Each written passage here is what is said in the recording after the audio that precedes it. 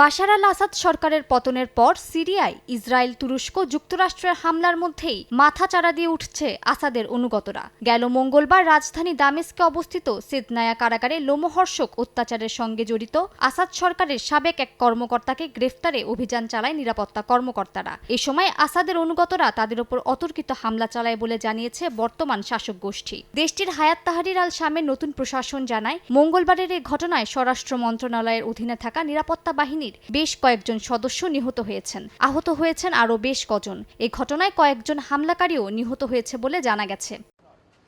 একদিকে অভ্যন্তরীণ দ্বন্দ্ব, অন্যদিকে সিরিয়ায় ইসরায়েলের সামরিক অভিযানও অব্যাহত রয়েছে। সিরিয়ার গোলান মালভূমির বাফার জোন বা নিরাপদ অঞ্চলে অস্থায়ী সেনা চৌকি স্থাপনের সিদ্ধান্ত নিয়েছে নেতানিয়াহু বাহিনী। বার্তা সংস্থা রয়টার্স জানায়, শীতকালে সিরিয়ার দক্ষিণাঞ্চলীয় গোলান মালভূমিতে অভিযান পরিচালনার জন্য এই সিদ্ধান্ত নিয়েছে তারা। এছাড়া অঞ্চলটিতে ইসরায়েলি অবৈধ বসতিও দ্বিগুণ করার পরিকল্পনা করছে তেল আবিব।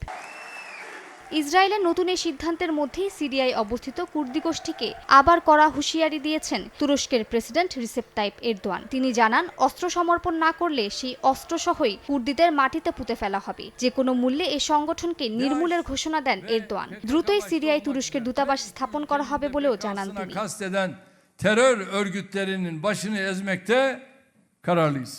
আসাদ সরকারকে একতরফা সমর্থন দিয়ে যাওয়া ইরানও পরিবর্তিত সিরিয়ানে সতর্ক করেছে। ইরানের পররাষ্ট্রমন্ত্রী আব্বাস আরাকচি আসাদের পতনের বিষয়ে বলেন, দেশটির ভবিষ্যৎ নিয়ে এখনই কোনো সিদ্ধান্ত নেওয়া যাবে না। এর আগে সিরিয়ার পররাষ্ট্রমন্ত্রী ইরানকে সিরিয়ার সার্বভৌমত্ব ও জনগণের ইচ্ছার প্রতি সম্মান দেখানোর আহ্বান জানান। মালিহা সুহরাওয়ার্দী, সময় সংবাদ।